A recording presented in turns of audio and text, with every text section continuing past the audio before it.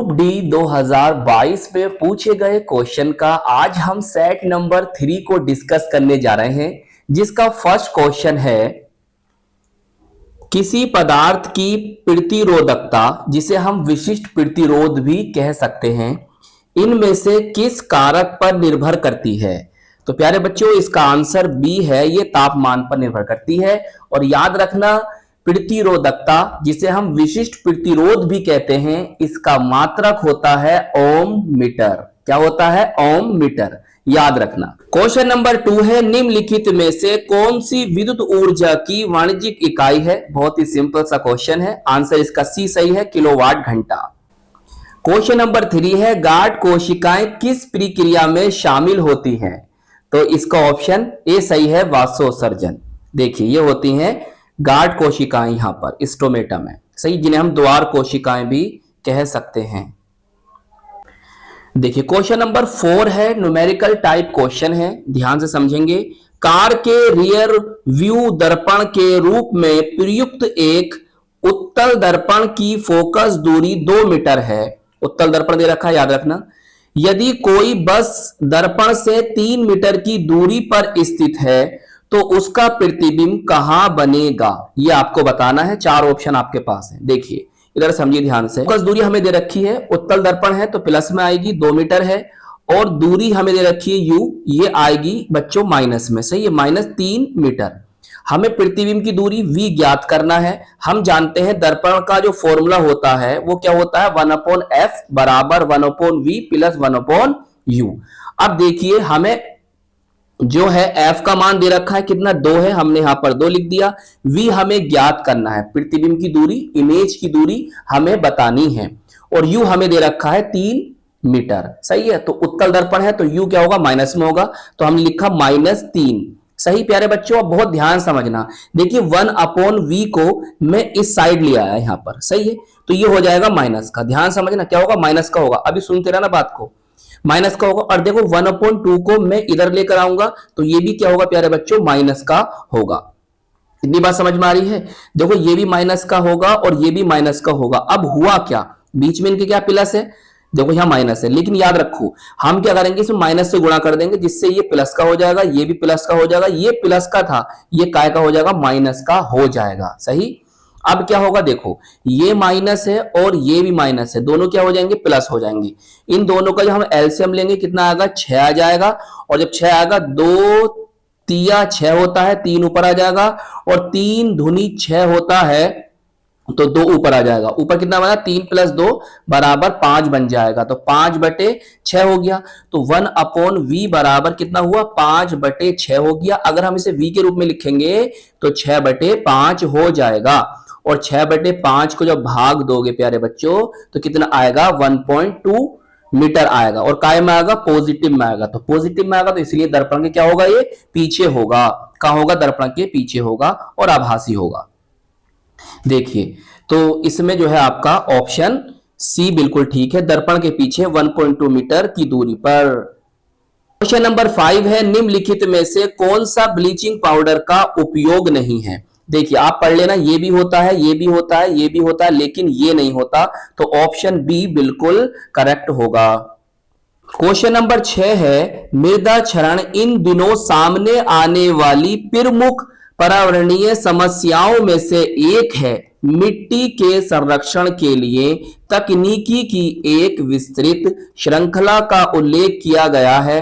गलत विकल्प का चयन करें। तो इसमें जो गलत विकल्प है वो ऑप्शन सी है। क्वेश्चन नंबर 7 है, एक गर्भ निरोधक तकनीकी जो गर्भाशय के भीतर शुक्राणुओं के फेगोसाइटोसिस को बढ़ाती है वह कौन सी है। तो ऑप्शन बी बिल्कुल करेक्ट है, कॉपर टी का उपयोग। क्वेश्चन नंबर 8 है, न्यूलैंड्स के अष्टक में किन 2 तत्वों के गुण समान पाए गए थे, वो थे लिथियम और सोडियम। ऑप्शन ए आपका करेक्ट है। 9 है, निम्न में से किस जीव में लिंग का निर्धारण आनुवांशिक रूप से नहीं होता है। क्या है, नहीं होता है, याद रखना। तो ये है ऑप्शन आपका ए, घोंगा। तो ये क्वेश्चन नंबर 10 है। इस तरह क्वेश्चन हम आपको पहले भी करा चुके हैं। एक प्रकाश किरण 2 माध्यमों को पृथक करने वाले एक इंटरफेस पर उसके अभिलंब के अनुदिश आपतित होती है आपतित किरण और अपवर्तित किरण के बीच का कोण, यहां पर खाली स्थान है, के बराबर होता है। तो ये होता है ऑप्शन सी 0 डिग्री। देखिए क्वेश्चन नंबर 11 है, बहुत ही प्यारा क्वेश्चन है। निम्न में से कौन सा कथन गलत है? किण्वन की प्रक्रिया के लिए ऑक्सीजन आवश्यक नहीं है, बिल्कुल सही है। हमें बताना क्या गलत। श्वसन की प्रथम चरण में पायरुविक अम्ल का निर्माण होता है, बिल्कुल सही है। श्वसन के प्रथम चरण में ग्लूकोज का विघटन होता है, यह भी सही है। और ये ऑप्शन आपका गलत है। माइटोकॉन्ड्रिया में ऑक्सीजन की सहायता से एसिटिक अम्ल का विघटन होता है। क्वेश्चन नंबर 12 है, समूह 16 के निम्न में से किस तत्व में सर्वाधिक आधात्विक गुण होते हैं? देखिए ये याद रखो कि जो वर्ग 16 है, जिसे हम ऑक्सीजन परिवार भी कहते हैं, उसमें कौन कौन तत्व होते हैं? उसमें होता है देखो ऑक्सीजन, देखो 0, सावधान, से, टी, पो, ये तत्व होते हैं इसमें। तो ये वर्ग है आपका, ऑक्सीजन, सल्फर, सेलेनियम, टेलुरियम और पोलोनियम है। देखिए जैसे आप ग्रुप में ऊपर से नीचे जाते हो तो आधात्विक गुण जो होते हैं वो घटते हैं, सही है। तो सबसे ज्यादा किस में होंगे? ऑक्सीजन में होंगे। तो ऑप्शन डी बिल्कुल ठीक है। क्वेश्चन नंबर 13 है, निम्नलिखित में से कौन सी मानव कोशिका अपने आकार को बदलने की क्षमता रखती है? तो भाई ऑप्शन सी बिल्कुल करेक्ट है, WBC। इसकी फुल फॉर्म क्या है मुझे बताना कमेंट्स में।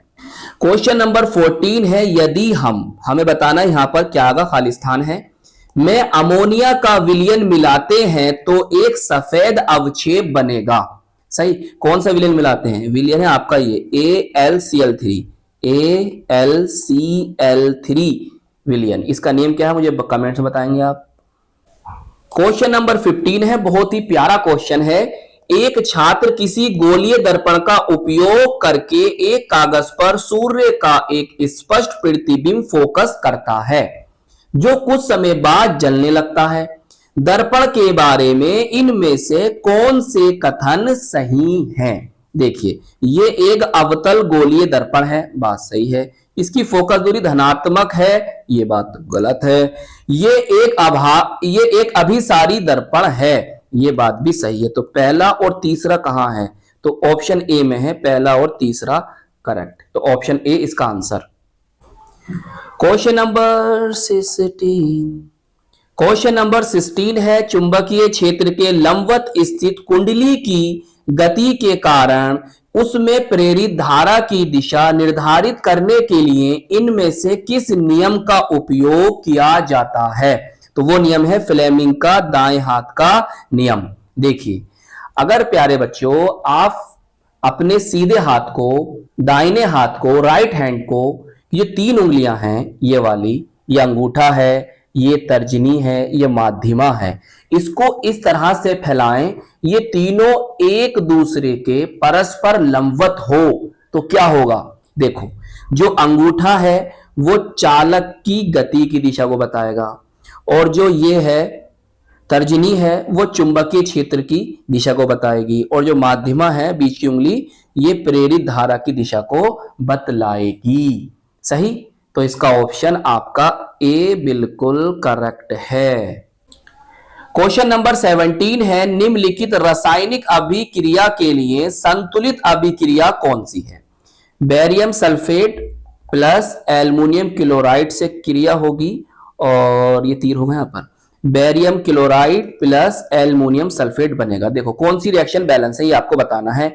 तो ऑप्शन बी आपका सही है। देखो यहां पर आप 3 लगाओगे और यहां पर आप 2 लगाओगे तो रिएक्शन बैलेंस हो जाएगी। देखो Ba कितने हैं? 3 है, तो यहां भी कितने हैं? 3 है, सही है। सल्फर कितने यहां पर? 3 है, तो यहां भी देखो यहां 3 लग रहा है, ये 3 है, तो ये भी सल्फर कितने होगा? यहां पर 3 हो गए। अच्छा ऑक्सीजन देखो कितना होगा? 4 तिया 12, 4 तिया 12, 12 ऑक्सीजन हो गए। देखो 4 तिया 12, ये 4 हैं और ये 3 है, तो 4 तिया 12 ये भी हो गए। यहाँ देखो Al कितने हैं? Al कितने? 2 हैं, तो यहां भी देखो Al 2 हैं, ये कितने लग रहे हैं? 2 लग रहा है, सही। अब देखो 3 दूनी 6, 3 दूनी 6, ये 3 है ना, तो 3 दूनी 6, Cl 6 है, तो 3 दूनी 6 Cl है। तो ऑप्शन बी आपका बिल्कुल करेक्ट है। क्वेश्चन नंबर 18 है, निम्नलिखित में से कौन सी स्थितियां संभव हैं? चुंबकीय बल रेखाएं एक दूसरे के समांतर हो सकती हैं, बिल्कुल सही है बात ये। चुंबकीय बल रेखाएं संकेंद्रित वृत्त हो सकती हैं, ये बात भी सही है। चुंबकीय बल रेखाएं एक दूसरे को प्रतिच्छेदित कर सकती हैं, ये बात गलत है। तो पहला और दूसरा सही है, तो ऑप्शन सी आपका सही है। क्वेश्चन नंबर 19 है, मानव वृक्क नेफ्रॉन के नलिका नुमा भाग द्वारा आरंभिक निस्यंद में इनमें से भिन्न पदार्थों का चयनात्मक पुनः अवशोषण कर लिया जाता है। बहुत ही इंपॉर्टेंट क्वेश्चन है। तो इसका सही है ग्लूकोज, जल, लवण और एमिनो अम्ल। तो ऑप्शन सी बिल्कुल करेक्ट है। क्वेश्चन नंबर 20 है, दी गई द्विविस्थापन अभिक्रिया में ए और बी के स्थान पर क्रमशः क्या आएगा। देखो प्यारे बच्चों, ये द्विविस्थापन अभिक्रिया है, तो Ag होगा इसके साथ, तो क्या बना होगा AgNO3। तो ये तो हो गया आपका कौन AgNO3। अब इन दोनों को मिला दो तो ये क्या बनेगा KBr। क्या बनेगा KBr बनेगा। तो बी होगा आपका KBr। देखो कहां है, तो ए ऑप्शन है AgNO3 और KBr। तो ऑप्शन ए बिल्कुल करेक्ट है। क्वेश्चन नंबर 21 है, रासायनिक समीकरणों को संतुलित करने की आवश्यकता क्यों पड़ती है। तो ऑप्शन बी बिल्कुल करेक्ट है, द्रव्यमान संरक्षण के नियम को संतुष्ट करने के लिए। चलिए क्वेश्चन नंबर 22 है, गहरे समुद्र में पानी का रंग नीला किसके कारण दिखाई देता है। इसका आंसर है option A. Numerical type question है, दो तार ए और बी एक ही पदार्थ से निर्मित हैं, सही, और उनकी लंबाइयां समान हैं, किंतु अनुप्रस्थ काट के क्षेत्रफल भिन्न भिन्न हैं। यदि तार ए का प्रतिरोध तार बी के प्रतिरोध के 16 गुने के बराबर है, तो तार ए और तार बी के अनुप्रस्थ काट के क्षेत्रफलों का अनुपात क्या होगा, ये हमें बताना है। देखिए मैंने बहुत सरल तरीके से यहां सोल्व कर रखा है। देखो हमें तार दो दे रखे हैं, तार एक ए है, हमें तार दो दे रखे हैं, एक तार ए है और एक तार बी है, सही है, और एक ही पदार्थ से निर्मित है और इनकी लंबाइयां कैसी हैं, समान हैं, और क्षेत्रफल कैसे हैं, भिन्न भिन्न हैं। और देखो ये भी कह रखा है उसने कि तार ए का प्रतिरोध जो है वो तार बी के प्रतिरोध से 16 गुना के बराबर है, सही, ये बातें याद रखना। देखो अब जरा देखिए, हमें दे रखे हैं तार दो, एक ए है और एक बी है, और दोनों की लंबाइयां कैसी हैं, समान हैं, तो इसलिए हमने कर दिया L1 बराबर L2 बराबर LK, सही। और जो तार ए है उसका जो प्रतिरोध है वो तार बी के प्रतिरोध के 16 गुना के क्या है, बराबर है, सही। और देखो फॉर्मूला होता है रो क्या होता है, प्रतिरोधकता, या कह सकते हो विशिष्ट प्रतिरोध बराबर होता है RA/LK, सही। अब देखो ये तो दोनों तारों के लिए कैसा होगा, समान होगा, तो हमारा जो तार ए है उसके लिए ये वाली बातें आ गई, और जो तार बी है उसके लिए ये बातें, सही है। क्षेत्रफल दोनों कैसे अलग अलग हैं, तो इसे कह दिया हमने A1 और इसे कह दिया हमने A2। अब देखो लंबाई से लंबाई यहां से कैंसिल हो जाएगी। अब हम जानते हैं कि जो RA है वो किसके बराबर है, RB इंटू 16 के, मतलब 16 के बराबर है, तो हम इसके स्थान पर इसको लिख देंगे, तो यहां पर ये रिलेशन आ जाएगा RB इंटू 16 A1। अब देखो RB से RB चला गया, यहां बचा 16 A1 बराबर A2, सही। अब इस A2 को हम इसके बटे में ले आए, हम इस A2 को इसके बटे में ले जाएंगे, तो क्या बन जाएगा A1/A2 बराबर, और इसको इधर ले जाएंगे तो 1/16 बनेगा, सही। तो जो तार ए है और तार बी है उनके क्षेत्रफलों का अनुपात कितना होगा, 1/16 हो जाएगा। तो बताइए कौन सा ऑप्शन ठीक है, तो ऑप्शन इसमें हमारा सी बिल्कुल ठीक होगा।